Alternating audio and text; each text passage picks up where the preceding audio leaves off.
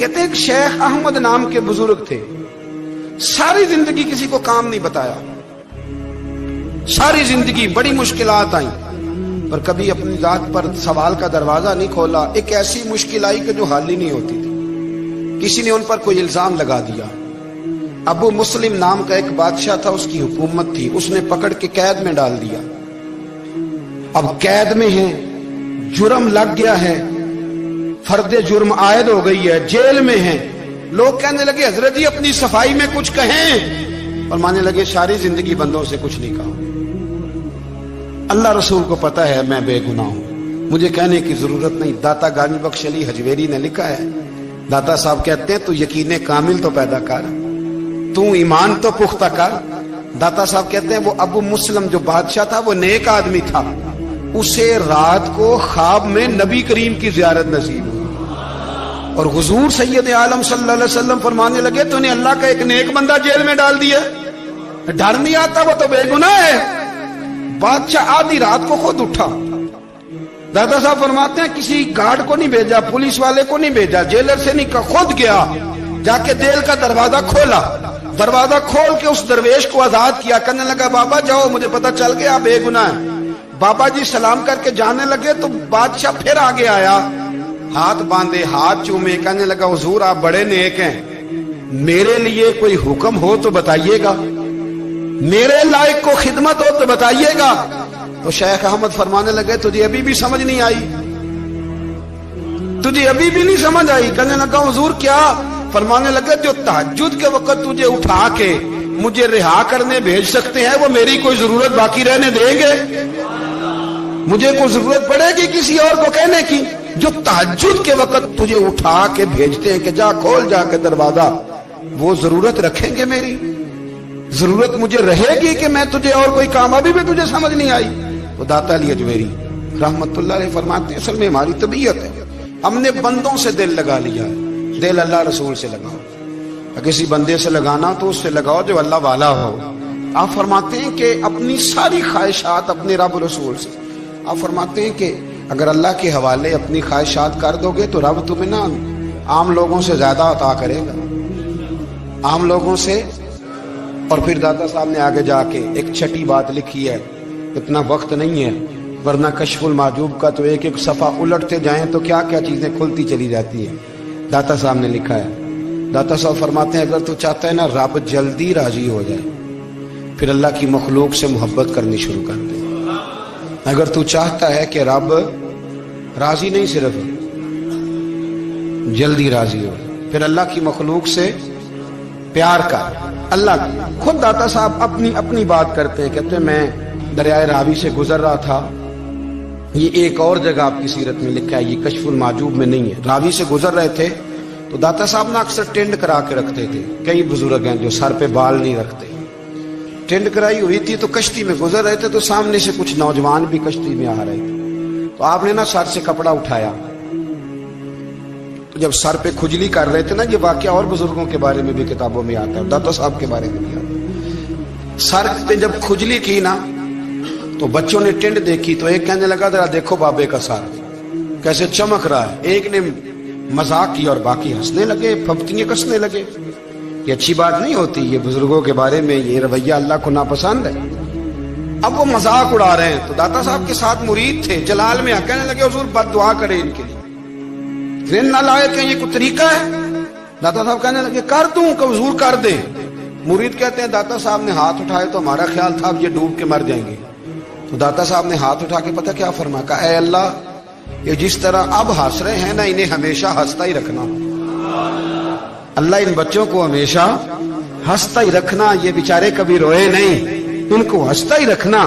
اللہ اکبر، یہ دعا مانگتے مانگتے نا کنارہ آ گیا، داتا صاحب بھی کنارے پہ اترے تو وہ نوجوان بھی پیچھے آ گئے، آ کے آپ کے پیروں میں بیٹھے معافی مانگنے لگے، کہنے لگے حضور معاف کر دیں۔ فرمایا ایک شرط ہے، وہ کون سی؟ فرمایا روز پڑھنے آیا کرو گے؟ میں کہ حضور آیا کریں گے۔ شیخ آپ کے خلیفہ ہیں، وہ فرماتے ہیں کہ عجیب ہے، میں ان کے ڈوبنے کی دعا کرا رہا تھا اور منظر یہ بنا کہ انہوں نے توبہ کر لی، داتا صاحب سے پڑھنے لگے، کوئی شیخ الحدیث بن گیا، کوئی شیخ القرآن بن گیا، بہت بڑا درویش بن گیا۔ کہتے میں ہمیشہ سوچا کرتا تھا کہ میں چاہتا تھا ڈوب جائیں، پر وہ ایسے تیرنے لگے ہیں کہ کئی اوروں کو تیرانے کی سہولت اللہ نے انہیں عطا کر دی، آسانی دے دی ہے، اوروں کو بھی بہت ساروں کو وہ لے کے اوپر کی طرف اٹھا کریں گے۔ داتا گنج بخش علی اجمیری کہتے ہیں اللہ کی مخلوق سے بندہ مل جائے تو اسے شیشے میں نہ اتار۔ ہم لوگ نا اب سامنے والے کو شیشے میں اتارنے کی کوشش، اور نہ بھائی اب دنیا بڑی تیز ہے، تو جس کو شیشے میں اتارے گا نا وہ بھی تجھ سے تیز ہے، وہ تجھے شیشی میں اتار لے گا۔ اس لیے مہربانی کریں اب ان چکروں سے نکلیں۔ وہ کسی نے کہا تھا امام غزالی سے کہ مخلص دوست مجھے کیسا پتہ چلے گا کتنے ہیں؟ آپ فرمانے لگے اپنے دل سے پوچھ، جتنوں کے ساتھ تو مخلص ہے اتنے تیرے ساتھ بھی مخلص ہیں، اور اگر تو داؤ لگا رہا ہے دنیا کو تو پھر دنیا تجھ سے تیز ہے۔ پھر کوئی کسی چکر میں آنے والا، کوئی کسی چکر میں آنے والا بالکل نہیں۔ اس لیے کوشش کریں ہمیشہ۔ ایک حدیث پاک نہ پڑھ دوں، یہ بھی داتا صاحب نے لکھی ہے، بہت ساری کتابوں میں ہے پر داتا صاحب نے بھی لکھی ہے۔ نبی کریم علیہ السلام نے فرمایا جنت میں کثرت بھولے بھالے لوگوں کی ہوگی، جنت میں کثرت بھولے بھالے لوگ جنت میں، وہ جو آسمان پہ تارا لگا بھی آتے ہیں پھر شام کو دوبارہ لے بھی آتے ہیں، وہ تیز بڑے ہیں پر رہ ہمیشہ پیچھے جاتے ہیں، وہ جو سادے ہیں جو چکروں میں نہیں پڑتے۔ اب یقین کریں اب تو نا لوگوں سے مل کے کئی دفعہ گھٹن ہونے لگتی ہے، بعض لوگوں سے ملاقات کر طبیعت لگتی نہیں زیادہ تر، اس لیے کہ محسوس ہوتا ہے کہانیاں گاڑ رہے ہیں، قصوں کی دنیا کے لوگ، یہ وہ بعد میں وزن نہیں، وہ سرور نہیں، اور بعض لوگ آتے ہیں کچھ کہتے بھی نہیں، لیکن ان کے لب و لہجے میں اتنی مٹھاس ہوتی ہے کہ دل کرتا ہے کبھی یہ دوبارہ بھی آیا کرے، کبھی پھر بھی کبھی آئے، کبھی پھر ملے۔ تو معاشرے کو حسن دیں، معاشرے کے اندر کوفت نہ پیدا کریں۔ بات چونکہ وقت تھوڑا رہ گیا، داتا علی اجمیری کہتے ہیں اللہ کی مخلوق سے پیار کر، اللہ تجھ سے راضی ہوگا۔ آپ نے دلیل کے طور پہ بنی اسرائیل کا ایک واقعہ لکھا۔ آپ فرماتے ہیں بنی اسرائیل کے اندر ایک شخص تھا جو پہاڑ کی چوٹی پہ عبادت کرتا تھا، لوگ اوپر چڑھ کے ملنے کے لیے آتے تھے، رستے میں ایک ڈھلان تھی، لوگ اس پر چڑھتے تو پاؤں پھسل جاتے، بہت سارے لوگ گر جاتے۔ ایک دن وہ شخص کہنے لگا اللہ اگر تو اسے نہ بناتا تو کیا ہوتا، ایسے بیکار بنا دی، رب ناراض ہو گیا۔ اس وقت کے پیغمبر علیہ السلام کو وہی فرمائی سے کہو تو میری تخلیق پہ اعتراض کرتا ہے، جا میں نے تیرا نام ولیوں کی صف سے کاٹ کے نافرمانوں کی صف میں لکھ دیا۔ وہ نبی اس امت کے علیہ السلام تشریف لائے اور آ کے اسے کہا کہ رب کریم نے تیرا نام کاٹ کے نا ولیوں کی لسٹ سے نافرمانوں کی لسٹ میں لکھا ہے۔ کہنے لگا حضور اللہ نے خود لکھا ہے؟ کہا ہاں۔ وہ سجدے میں گر گئے، یا اللہ تیرا شکر ہے، یا اللہ تیرا شکر ہے۔ وہ پیغمبر فرمانے لگے یہ کیا کر رہے ہو؟ عرض کی حضور آپ نے کہا ہے نا اللہ نے میرا نام لیا ہے، میں کہاں اور میرا رب کہاں؟ اس نے میرا نام لیا ہے حضور، میں تو اپنے آپ کو کسی کھاتے میں نہیں سمجھتا تھا۔ اچھا اگر مالک نے اب مجھے نافرمان فرما دیا ہے اور میری غلطی سے فرمایا ہے دوزخ میں تو میں جاؤں گا۔ حضور آپ اللہ کے نبی ہیں، آپ کے ذریعے کی التجا ہے مالک کے حضور، رب کریم سے عرض کیجئے گا کہ اب مجھے دوزخ میں تو پھینکنا ہی ہے، تو میرا وجود اتنا بڑا کر دے، اتنا بڑا کر دے کہ میں اکیلا جہنم میں آ جاؤں۔ میرا دل نہیں کرتا اللہ کا کوئی اور بندہ دوزخ میں جائے، میں چاہتا ہوں اتنے پیارے پیارے مخلوق پیدا کیے اس نے، کوئی جلے نہ، کوئی دوزخ میں جلے نہ، مجھے بڑا کر کے نہ اکیلا بھر دے میرے وجود کو، میں اکیلا جلوں گا۔ عرض کرے رب کی بارگاہ میں، وہ پیغمبر وہی کھڑے تھے، وہی آئی، اے میرے نبی سے کہہ دو تو میرے بندوں سے پیار کرتا ہے تو میں تجھ سے پیار نہ کروں؟ جا میں نے تجھے معاف بھی کیا، تیرے لیے جنت کا فیصلہ بھی کیا، اور قیامت میں جس جس کی تو سفارش کرے گا میں ان سب کو بھی جنت عطا کر دوں گا۔ داتا صاحب کہتے ہیں اگر تو آسانی چاہتا ہے کہ اللہ جلدی راضی ہو تو کسی کا بھلا کرنے کی کوشش کر، کسی کو نفع دینے کی کوشش کر کہ اللہ کی مخلوق سے کوئی پیار ہو جائے، کسی کو تسلی دے، کسی سے محبت کر، کسی کے ساتھ تو خیر والا معاملہ کر، رب کریم تیرے لیے آسانیاں کرے گا۔ سالوں بیت گئے، میں نے کہا 1000 سال ہو گئے ان کے وصال کو کم و بیش، کتنے جی؟ 200-300 سال کے بعد لوگ بھول جاتے ہیں۔ بہت سارے ایسے درباروں پہ جانے کا موقع ملا کہ لوگ کہتے ہیں پتہ نہیں بزرگ کون تھے، لیکن یہاں مزار ہے ان کا۔ 1000 سال بیت گئے، 1000 سال۔ وہ